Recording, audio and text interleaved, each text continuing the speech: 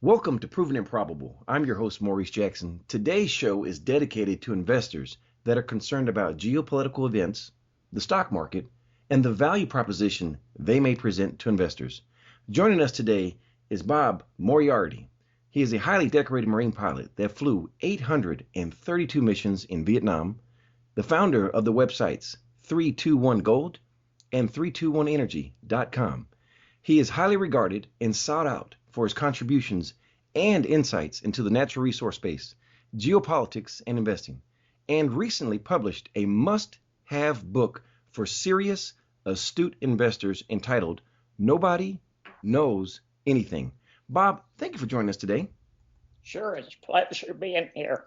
Bob, for first-time listeners that may not be familiar with your body of work, please share your background and discuss your websites 321 Gold and 321energy.com, please. Well, my wife and I had been in the computer business up until about the year 2000, and we were kind of semi-retired. We didn't have enough money to live the rest of our life, but we had enough money that we didn't have to go to work next week. And in 2001, I looked at the market for gold and silver, and I'm a contrarian. And if you're a contrarian, when you looked at gold and silver in 2001, it was absolutely clear we were at a bottom. It was a classic contrarian signal. So we started the website in the summer of 2001. We called the bottom in gold accurately, I think in May, and the bottom silver accurately in November. And there were some tremendous opportunities in 2001, 2002, 2003. You could throw money at junior resource stocks and make 200, 300, 400, 500% returns. It was a golden age where every guy in Vancouver or Toronto could start a resource company and raise unlimited funds. Well, let me ask you this, if I may, Bob. Is that opportunity, you think, still available here today? Yeah, I think so. Now, readers are obviously a lot more sophisticated now than they were then, primarily because of the internet. But we had a similar situation in December where the comps were the most favorable for gold in 14 years. And that's another contrary indicator that tells you you're at the bottom. So I said, this is what you get at bottoms. And then in February, I did a piece and I looked and said, hey, wait a minute, the XAU and HUI are up 21%. Maybe we've already seen the bottom. And it appears we've had some extraordinary gains in the last 6 months with a lot of stocks up 300, 400, 500% because they had been so demolished from 2011 until 2015. I'll give you an example. Minko Silver had $1 a share in cash, had a 160 million ounce silver deposit in China, and they were selling for 36 cents. How do you lose money buying dollar bills for 36 cents? That's quite a clever way of putting it. You know, Bob, you've established yourself as one of the most trusted and respected names in the industry. Therefore, I have to ask you, what has you concerned regarding the stock market? Well, let me backtrack a little bit. The single biggest financial issue in the world today is the debt level. The world is awash in debt. And a lot of people are going to go to bed rich and they're going to wake up poor. That happened with Bernie Madoff. It happened with that clown down in Houston who had fake banks down in the Caribbean. There is an enormous amount of paper assets whose real value is zero, and they're going to go to zero. The reason the stock market has gone up so much since 2009 is not because of the inherent value of the stock market. it's due to QE. But a really simple question is, if you have a debt problem, how do you solve it? By going into more debt. And the answer is you can't. That's it sounds simplistic, but it makes so much sense. And yet, most investors that are not in the natural resource space, they can't make that distinction. Why is that? Well, we're going to get into discussing the book shortly. You just raised a really important question. And the question is, how much information are we getting is valid and how much of it is noise? And my contention is most of what we hear is sheer noise. For example, if you go back to December of 2015, I was saying the ratio of gold to commodities is the highest in history. Commodities have never been this cheap in 5,000 years. Now, if you're a contrarian and you're looking at the value of something being the cheapest in 5,000 years, you have to look at it and say, gee, maybe it'll go up. So when we look at a 25% increase in the price of gold and we look at a 100% increase in the price of oil, what went up? Commodities in general or gold? And the answer actually is commodities in general. People tend to, they do the opposite of simplification. They make things so complicated that you're supposed to believe them, even though there's no logic to what they say. And that's why most investors lose money. I would have to concur with that wholeheartedly. One of the things that I tend to notice with investors that have no background in the natural resource space, they tend to not know what constitutes the Dow, nor are they aware of the Dow divisor. So they're not aware that 30 companies can switch, and they're not aware of the Dow divisor. If they knew the distinction between those and they knew the constant is versus gold, I think we'd have a lot more investors in the natural resource space. But there is a lot of I would say sophisms that are presented in the mainstream media. So we're glad to have your input here today. Now, what ripple effect do you believe this will have geopolitically if we have a stock market crash potentially? The stock market crash actually will be the smallest part of the crash. I think the bond market is 8 times bigger than the stock market. The serious money is in bonds.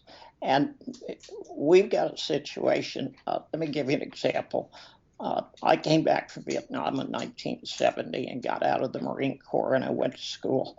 And I was studying economics at Columbia and Iona University in New York State. If I had walked into an economics class and said, the time is going to come when we're going to have negative interest rates, I would have immediately flunked the course.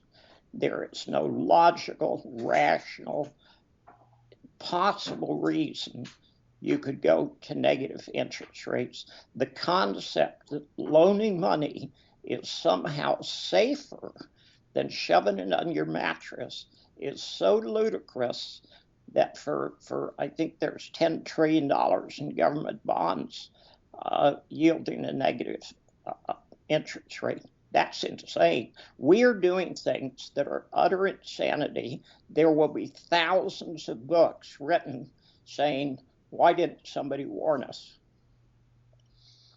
Well, now in reference to the bonds and as far as the potential of a crash, as you've alluded to, that it's the market is 8 times. No. You said potential. There is no way the bond market cannot crash. It has to crash. Mathematically, there is simply no other option. The bond market is going to crash. The biggest names in bonds are saying that. Some of the biggest investors in the world are short the Dow and the S&P. We're going to have a monstrous crash. Now, it's even worse than that. According to the BIS, I think there's $583 trillion in derivatives. And I hear a lot of people using numbers of gigatrillion or 1.5 gigatrillion. And I don't particularly believe that number. So we could verify $583 trillion in derivatives. That is almost $100,000 in derivatives per man, woman, and child on Earth.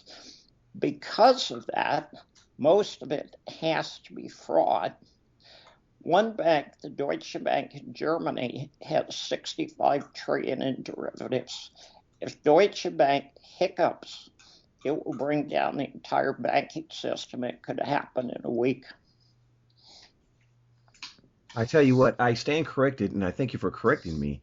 And the numbers are just astounding.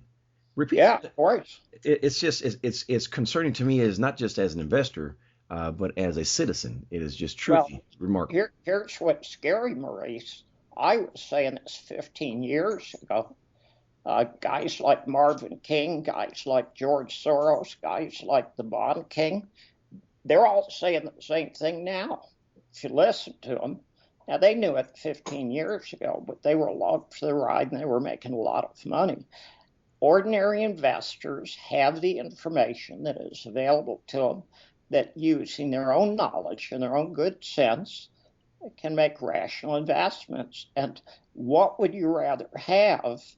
$1 million Greek bond in your left hand or a ton of sugar in your right hand? I'll be real blunt. I'd rather have the sugar. I can do something with it. Sounds like a sweet deal. Yeah, it's pretty sweet. Bob, let me ask you this.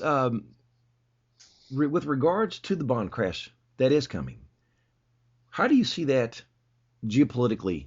What are the ripple effects that we might have here? Well, it's question which came first, chicken or the egg. Now, can you give me an answer? I'm going to have to say the chicken. Maybe it was the egg. Where'd the chicken come from? It's true. It's a riddle I've never been able to conquer. Yeah, it is. It literally is. We are literally on the verge of World War III.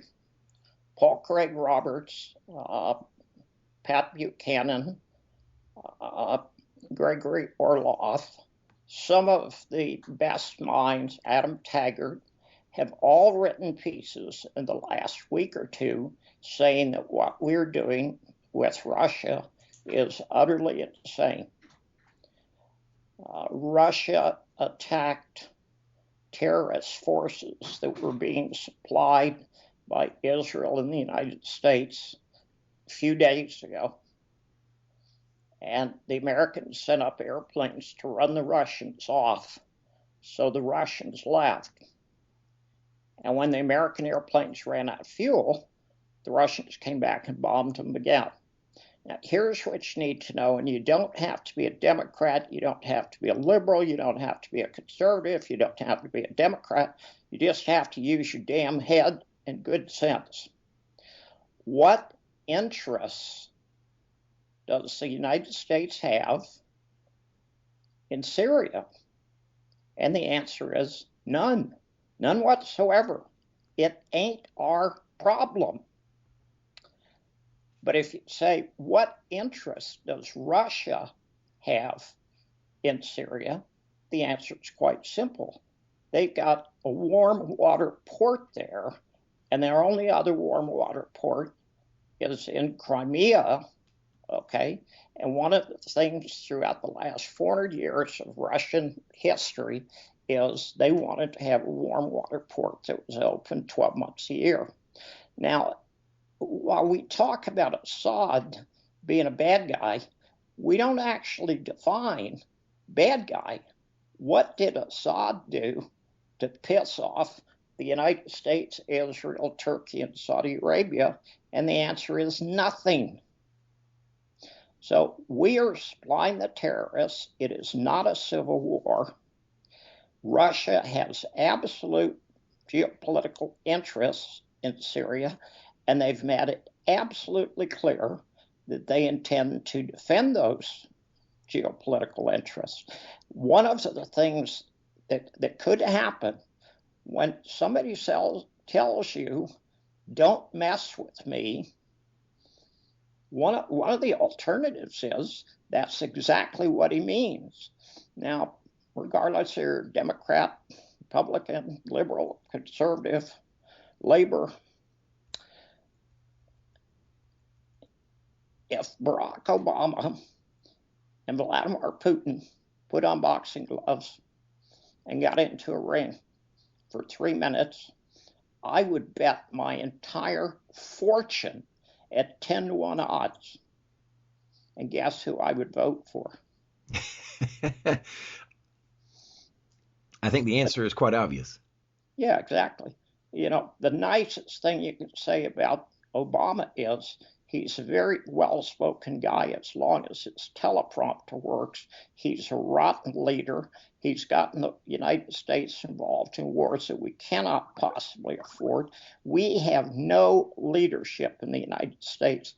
I'm working on an article right now about the prospect for World War III. And the fact is, World War III could start in a week. Deutsche Bank could go under in a week. We don't know. Bad things are coming. It would be a good time to be in some investments that have real value. Everybody's going to lose money, and the objective would be lose as little money as possible. So I would contend then everyone should be prepared and needs to be somewhat independent. With the narrative still following geopolitical events, how about China? China's the wild card. And in what regard is that? Well, China's got a problem right now. They poured money. They've increased their debt level in China. We're always talking about $3 trillion in cash. And $3 trillion in cash sounds like a really good deal until you realize they've got $28 trillion in debt. China has to keep people employed. They have a giant population problem. They've got to keep these people fed, and they've got to keep them employed. And that's a real problem. And I'll give China credit. They've managed to do some pretty amazing things. And they've got a government that's run by committee, and I'm never in favor of that. But they've made some remarkable changes that are good for the Chinese people over the last 20 or 30 years. The very best thing that could happen for China would be a real serious crash. They don't do anything about it. They don't bail out the failed banks. And 18 months later, they recover. The very worst thing that could do is do what the United States has done, and that's go in and have the government start tinkering with it. But when I say they're the wild card, there is a dispute in the South China Sea over a giant area of open water that has significant natural resources. Vietnam has claims, China has claims, Taiwan has claims, Indonesia has claims, Malaysia has claims, Philippines has claims, Brunei has claims. There is no solution, period. Okay? You're not going to make everybody happy. You may not even be able to make anybody happy. But that's the kind of thing that you get everybody in a room, you hand them a loaded 38, you lock the doors, say, okay, we're going to let you out when either one guy survives or you come to some kind of an agreement, but sort it out. And, you know, it would take 15, 20 minutes and they'd sort it out. That's an issue that has to be settled through negotiation. What the United States is trying to do is to bully China. And China can certainly see what the United States has done with Russia, and they're not happy about that. If China and Russia announced a mutual defense treaty, we would be at war a week later. That's exactly what happened in 1939, and it could happen again. So, Bob, you're contending here is, in essence, that World War III could be between the United States and Russia, and the wild card in this is China. Is that correct? China is absolutely not the wild card. China is the wild card that determines whether it's 100% probability or 90% probability. If Russia and the United States go to war, China is absolutely going to jump in, because the one way they can get everything they want is participate in the winning side and then tell Vietnam and Taiwan and Philippines and Malaysia and Indonesia, okay, guys, you want to screw with me? And they're going to look at China and say, no, might does sometimes make right. It's a scary thing to say. We have handed China an enormous amount of power. They don't have enough power to stop it from happening, but they've got enough power to make it happen. Now, Bob, with the aforementioned going concerns that you've just discussed, how does NATO fit into this? NATO is a chihuahua. It's one of those irritating little piece of shit dogs that, you just wish you had a broom handle you could poke it with and make a broom out of it. It runs around biting your ankles. But NATO was formed to provide a barrier against the Soviet Union. The Soviet Union ended in 1991, and all reason for having a NATO ended in 1991. World War I started because of overlapping treaties and commitments. If you remember back, the Serbians assassinated Archduke Ferdinand in Sarajevo on June 28th of 1914. The Austrians got up in arms and they were going to attack Serbia. The Russians had a deal with Serbia and they were going to support the Serbians. The French didn't like the Russians, so they started to mobilize. Because the French mobilized, the Germans mobilized, and the Germans told England, you need to stay out of this or it'll start a world war. England ignored them. England mobilized, and we went to war. Now, the really strange thing is nobody started World War I. It just happened, okay? If you go back to, I think it was November 28th or November 25th of last year, the Turkish Air Force clearly laid a trap for a Russian aircraft that was flying close enough to the border so they could claim it infringed on their airspace. Now, if you believe 100% of what they say, and you shouldn't ever believe 100% of what any military says, if you believe 100% of what the Turks say, the Russian aircraft was only in Turkish airspace for 14 seconds. I was a fighter pilot. I flew the F-4 for, 500-600 hours. I had 125 missions to Vietnam. You couldn't possibly shoot an aircraft down in 14 seconds unless you had laid an ambush. It was an ambush. But the problem with it is, if Russia had counterattacked Turkey, the rules of NATO say the rest of the NATO countries would have to defend Turkey against what was in essence an act of aggression on the part of Turkey. That's a very scary thing. If we go to war, it's not going to be in spite of NATO, it's going to be because of NATO. And even the German foreign minister recently said that the United States needs to stop the saber-rattling threats towards Russia. And he's right. I mean, the Europeans are beginning to realize that NATO is not a float, it's an anchor. Bob, I'm concerned as I hear this, because one of the concerns I have is I'm very familiar with the situation, but what really concerned me today, as it did then, was that the citizenry here in the United States, that was not a topic of discussion for them. Really, what was the topic of discussion at that time was that the NBA had just started its regular season. And it's quite unfortunate that that's where we are as a citizenry, as a nation, that we're not aware of the effects of a situation, just as you mentioned here with Turkey, with NATO, and the repercussions here. So I'm glad that you're bringing to our attention. Thank you again. Now, Bob, let me ask you this. Sure.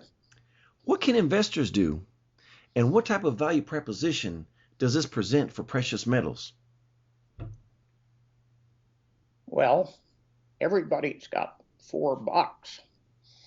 They can go buy my book and read it, and that'll do more value than any $4 they ever spent in their entire life. And if they hate every idea in the book, it's still good value.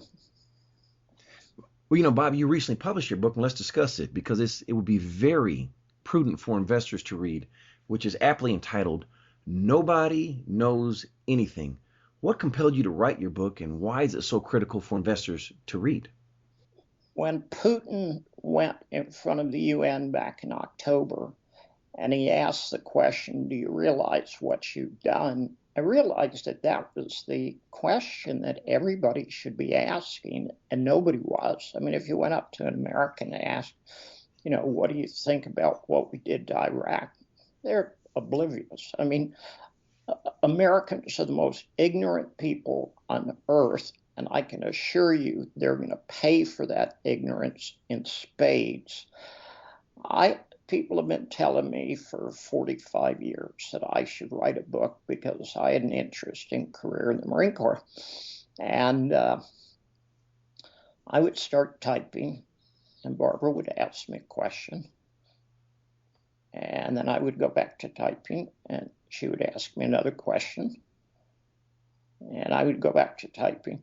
And after about the 63rd time, I realized this isn't going to work. And a friend of ours had offered the use of a place in Europe for whatever time I wanted. And it was quiet and comfortable, and nice little town. And said, go stay there and write your book. So I did that. And it actually took me 3 weeks to write the book. And I found an editor in Japan. He did a pretty good job. And we got the book up in January this year.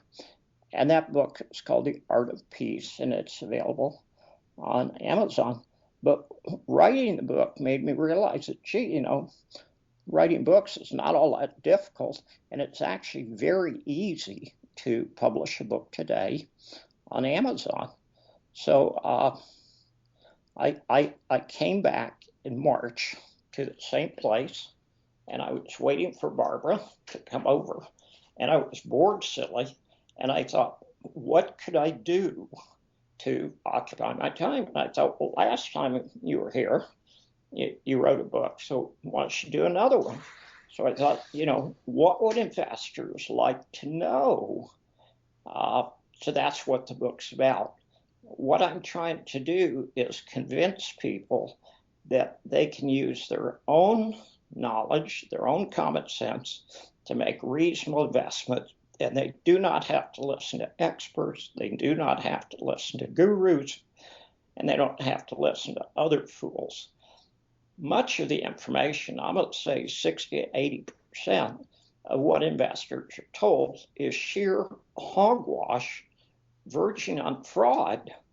And all of the guys using the terms such as naked shorts and COMEX default and commercial signal failure and gold derivatives time bomb, they made it all up. Okay, none of those concepts actually exist, and they're trying to convince people to listen to them by using buzzwords. And the actual fact of the matter is, if investors use their knowledge, good sense, I put in a list of good people to listen to, where you can get a lot of good information, and you can make money doing it. Let me give you an example. I wrote a piece on Saturday that was posted on Monday on Streetwise Report and the Gold Report. And I pointed out that the dollar price spread between gold and platinum was the highest in history. Gold was a $331 premium to platinum. And that doesn't make any sense. It costs more money to find platinum. It costs more money to process platinum. Platinum is more valuable for a bunch of reasons.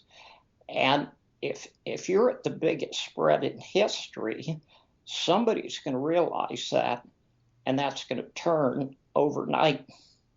And we're talking on Thursday, and the spread has decreased by $44 between Friday of last week and today.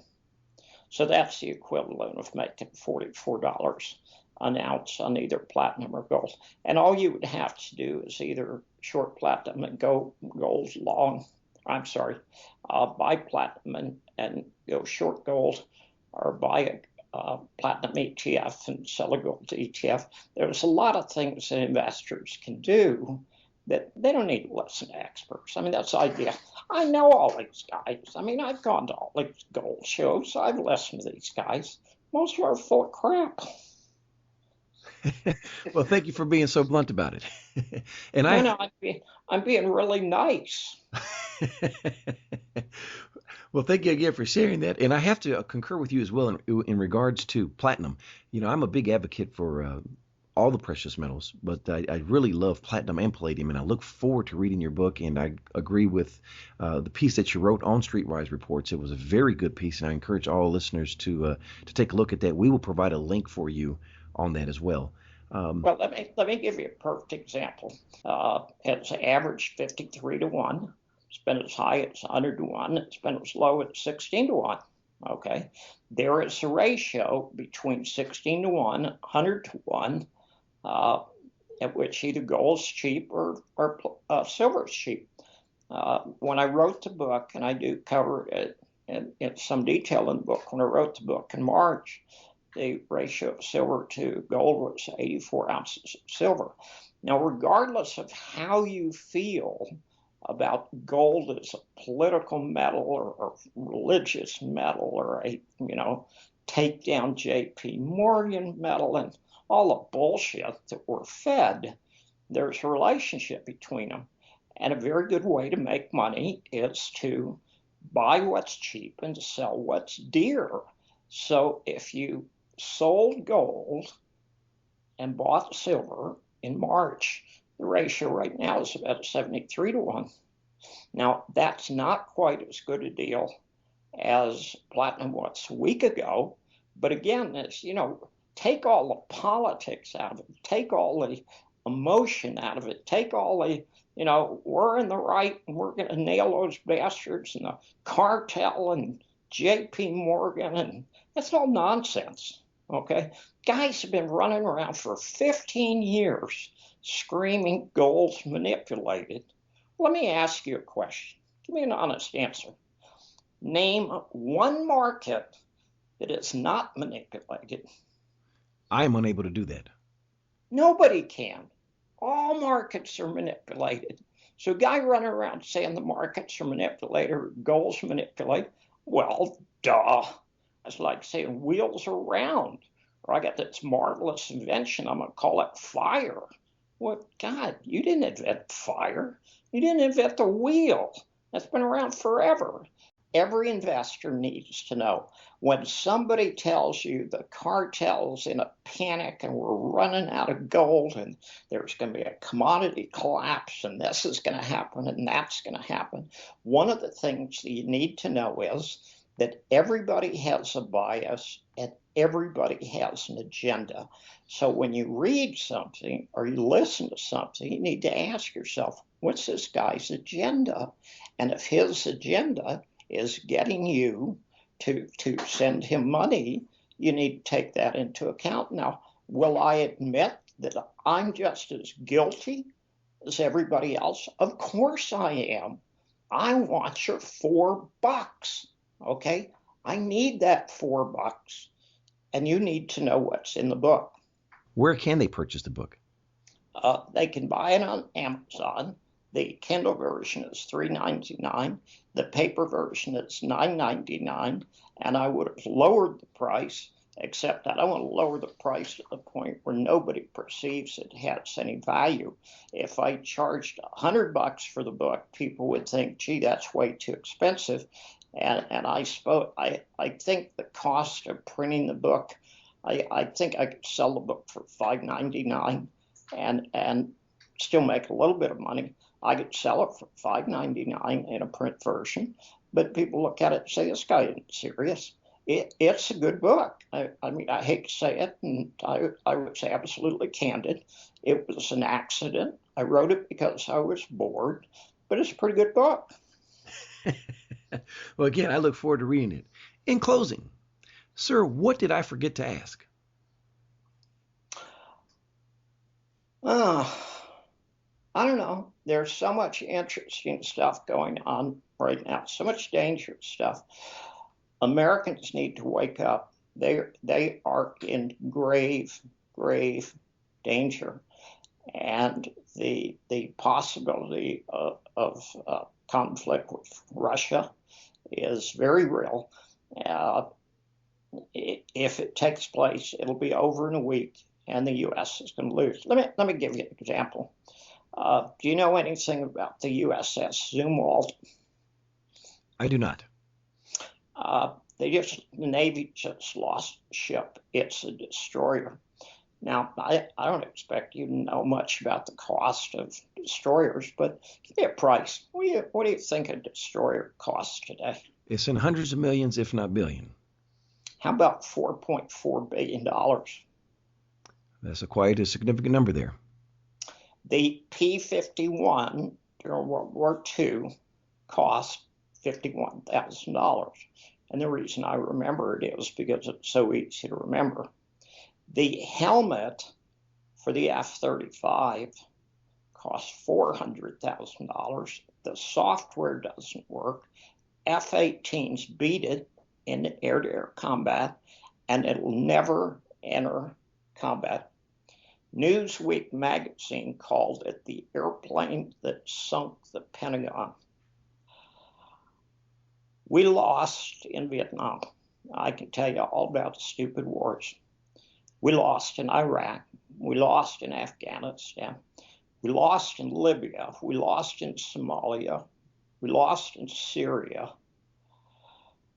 We lost in Pakistan. We lost in Sudan. Do you see a pattern here? It is one that I don't like to see, but yes, I see a recurring pattern. When President Eisenhower left office, he said, beware of the congressional military industrial complex. Now, his speechwriters, for political reasons, made him scratch out congressional. Congress has been bought and paid for.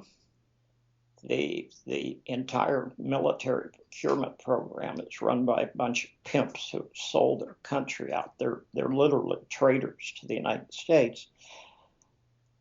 And as long as the government keeps paying for the equipment, they're going to keep building it. And they don't give a damn if it works or not. Now, you can think the F-35 is a great airplane. The F-35 was supposed to be in service in 2006. It's 2016, and they don't think they're going to have the software for it until 2020. Nobody has the guts to kill the program because something like 450 congressional districts in 45 states are getting money from Raytheon and defense contractors. The United States citizens have been sold out by the government, and if Americans don't wake up very soon, they're going to pay for it in a very big way. Yeah, thank you so much for making that valid point. Again, as a citizen, I am aware of what you've just mentioned, but my concern is I don't believe there's enough citizens that are aware of the information that you just shared with us. So again, thank you so much. Well, that's exactly what we're trying to do. I mean, thank you for taking the time to have me on. It's an honor and a pleasure. I've followed your work for years. Okay. In closing, Bob, let's get the website one more time. 321 Gold and 321gold.com, 321energy.com. There's two books that are both good books. Both of them are available on Amazon. The Art of Peace, and it's a memoir and a a political commentary on our constant warfare state, and nobody knows anything. And nobody knows anything is written for basic investors. I've had very sophisticated investors tell me it was the best book on investments ever written, and that's quite a compliment. Yes, it is. Well, Bob, thank you again for joining us. In closing, I just want to salute you for all of your work and what you've done for this great nation. Bob Moriarty of 321 Gold and 321 Energy, thank you for joining us today on Proven and Probable. Thank you. All the best to you, sir. Thank you for joining us today on Proven and Probable. Remember to like and subscribe for more conversations with the most respected names in the natural resource space. Check out our website at www.provenandprobable.com. The information presented on Proven and Probable is provided for educational and informational purposes only, without any express or implied warranty of any kind, including warranties of accuracy, completeness, or fitness for any particular purpose. The information is not intended to be and does not constitute financial, investment, or trading advice or any other advice. You should not make any financial, investment, or trading decision based on any of the information presented without first undertaking independent due diligence and consultation with a professional broker or competent financial advisor.